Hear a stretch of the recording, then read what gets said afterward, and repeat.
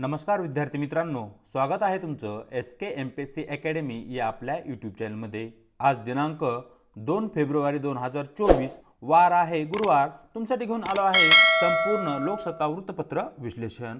आज या ठिकाणी आपण महत्त्वाच्या बातम्यांमध्ये एकच न्यूज पाहणार आहोत आणि त्यावर आधारित जे काही आपले MCQ क्वेश्चन आहेत त्यांची एकूण संख्या या ठिकाणी आपण 10 घेतली आहे।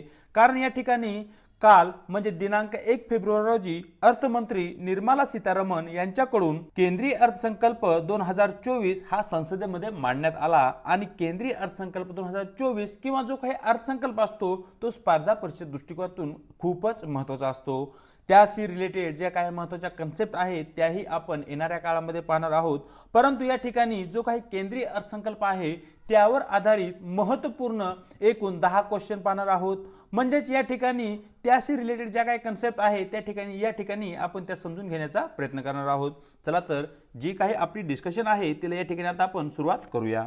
या ठिकाणी जी आपली न्यूज आहे ती सर्वप्रथम न्यूज पाहूया आणि त्यानंतर जे काही आपले क्वेश्चन्स आहेत ते क्वेश्चन पाहूया। न्यूज अशी आहे, करूया उद्याची बात अशा प्रकारची न्यूज तुम्हाला लोकसत्ता पेज क्रमांक 1 वरती दिसून जाईल। तर या ठिकाणी जो काही आजचा न्यूजपेपर आहे हा केवळ आणि केवळ केंद्रीय अर्थसंकल्प 2024 साठीच आपल्यासाठी महत्त्वाचा आहे आणि यावर आधारित विविध कन्सेप्टवर आधारित या ठिकाणी आपण ते 10 क्वेश्चन या ठिकाणी पाहत आहोत। चला तर जे काही आपले क्वेश्चन आहेत त्यांना या ठिकाणी आता आपण सुरुवात करूया। या ठिकाणी जो आपला पहिला प्रश्न आहे तो असा आहे, खालीलपैकी कोणते भांडवली उत्पन्न आहे अशा प्रकारचा मित्रांनो या ठिकाणी आपला प्रश्न आहे। ज्या ठिकाणी जर तुम्हाला कर प्राप्त झाला म्हणजे सरकारला कर प्राप्त झाला तर त्याला आपण भांडवली उत्पन्न म्हणतो।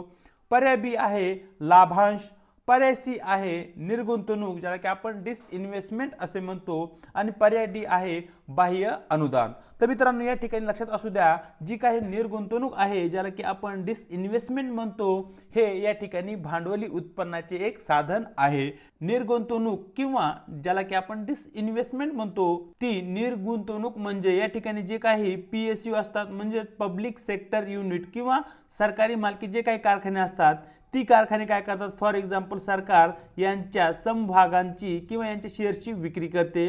यामधून जो काही पैसा या ठिकाणी निर्माण होतो तो पैसा सरकार इतर क्षेत्रामध्ये गुंतवतो, याला आपण डिसइन्व्हेस्टमेंट असे म्हणतो। आणि या ठिकाणी अशा प्रकारची जी काही निर्गुंतवणूक असते किंवा डिसइन्व्हेस्टमेंट असते याला या ठिकाणी आपण भांडवली उत्पन्नाचा एक स्रोत किंवा एक साधन या ठिकाणी आपण म्हणू शकतो। पाहूया प्रश्न क्रमांक 2, खालील पर्यायापैकी कोणते महसुली उत्पन्न आहे किंवा कोणता महसुली उत्पन्नाचा स्रोत आहे अशा प्रकारचा मित्रांनो या ठिकाणी आपला प्रश्न आहे। सुरुवातीला आपल्याला विचारलं भांडवली उत्पन्नाचा स्रोत, आता या ठिकाणी आपल्याला महसुली उत्पन्नाचा स्रोत विचारण्यात आला आहे। ज्यामध्ये पर्याय A आहे कर्ज वसुली, पर्याय B आहे बाह्य अनुदान, पर्याय C आहे निर्गुंतवणूक आणि पर्याय D आहे या ठिकाणी उधारी।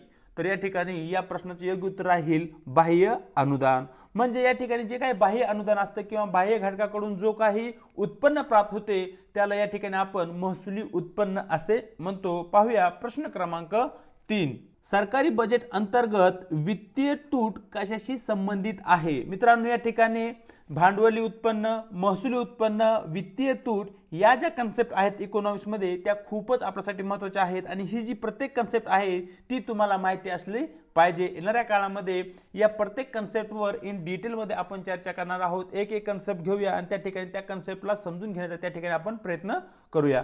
तर या ठिकाणी जी काही सरकारी बजेट अंतर्गत वित्तीय तूट कशाशी संबंधित आहे अशा प्रकारच्या या ठिकाणी आपल्याला प्रश्न विचारतात आहे। ज्या ठिकाणी पर्याय A आहे कराची कमतरता, त्यानंतर आपला पर्याय B आहे निर्गुंतवणूक कमतरता, आपला पर्याय C आहे कर्ज घेण्याची आवश्यकता आणि आपला शेवटचा पर्याय आहे या ठिकाणी निर्गुंतवणुकीची आवश्यकता। तर या ठिकाणी मित्रांनो प्रश्न क्रमांक 3 चं जे काही आपले योग्य उत्तर आहे ते आहे पर्याय C कर्ज घेण्याची आवश्यकता। हे या ठिकाणी वित्तीय तुटीशी संदर्भात आहे, हे तुम्हाला या ठिकाणी माहिती असणं आवश्यक आहे।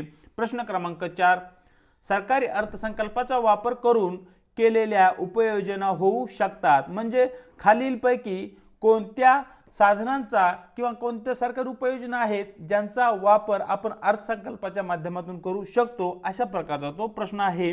ज्या ठिकाणी पर्याय A आहे संसाधन वाटप, पर्याय B आहे असमानता, त्यानंतर पर्याय सी आहे महागाई आणि शेवटचा पर्याय राहील वरीलपैकी सर्व किंवा वरील सर्व। तर या ठिकाणी या प्रश्नाचं जे काही योग्य उत्तर आहे ते राहील पर्याय डी वरील सर्व। म्हणजे जो काही अर्थसंकल्प असतो त्या अर्थसंकल्पाच्या माध्यमातून आपण काय करतो, जी काही संसाधने आहेत, जी काही आर्थिक स्रोत आहेत त्यांचं वाटप प्राथमिक, द्वितीय, तृतीय अशा क्षेत्रामध्ये करतो, ज्याच्या माध्यमातून त्या क्षेत्राचा त्या ठिकाणी विकास व्हावा। त्याचबरोबर समाजामध्ये जी काही आर्थिक सामाजिक असमानता निर्माण झाली आहे ती समानता दूर करण्यासाठीही या ठिकाणी अर्थसंकल्पाचा वापर केला जातो आणि देशामध्ये वाढणारी जी काही अन्नधान्य महागाई असेल, भाजीपाला महागाई असेल किंवा इतर घटकामध्ये वाढणारी जी काही महागाई असेल त्याला नियंत्रित आणण्यासाठीही या ठिकाणी अर्थसंकल्पाचा वापर केला जाऊ शकतो। परिणामी या ठिकाणी आपलं योग्य उत्तर राहील पर्याय डी वरीलपैकी सर्व। पाहूया प्रश्न क्रमांक 5। जो काही प्रश्न क्रमांक 5 आहे तो असा आहे, सरकारी बजेट अंतर्गत प्राथमिक तूट कोणत्या टप्प्यावर शून्य असते, अशा प्रकारचा मित्रांनो या ठिकाणी आपला प्रश्न आहे।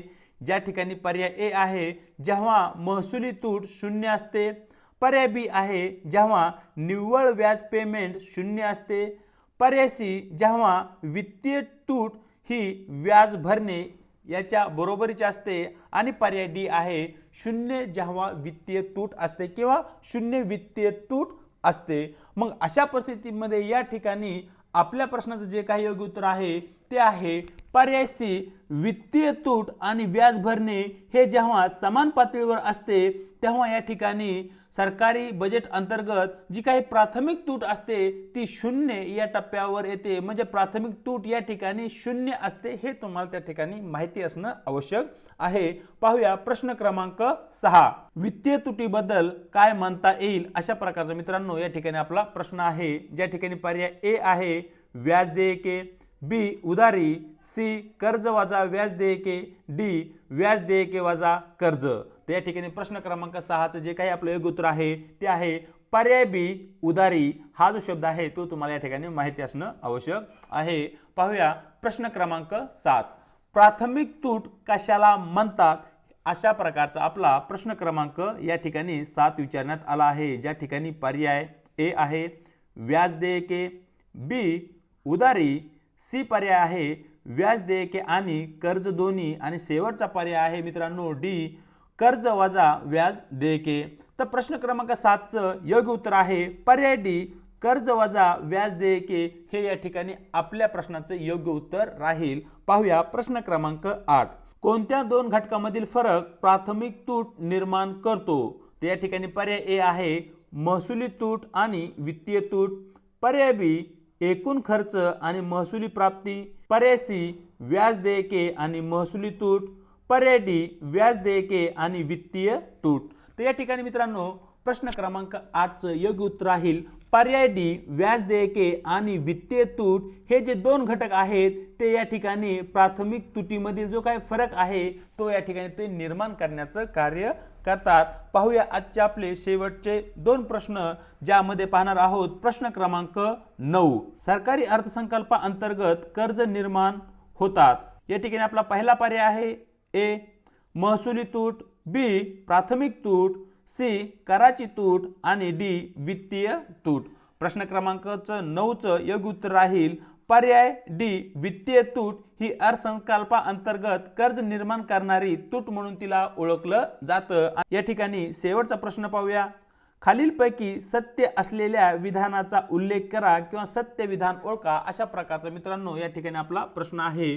ज्या ठिकाणी पर्याय ए आहे वित्तीय तूट म्हणजे एकूण प्राप्ती आणि एकूण खर्च यातील फरक, पर्याय बी वित्तीय तूट म्हणजे व्याज देयके आणि प्राथमिक तूट यांची बेरीज, प्राथमिक तूट म्हणजे व्याज देयके आणि एकूण पावत्या यांच्यातील फरक आणि शेवटचा पर्याय राहील प्राथमिक तूट म्हणजे व्याज देयके आणि महसुली तूट यांच्यातील फरक।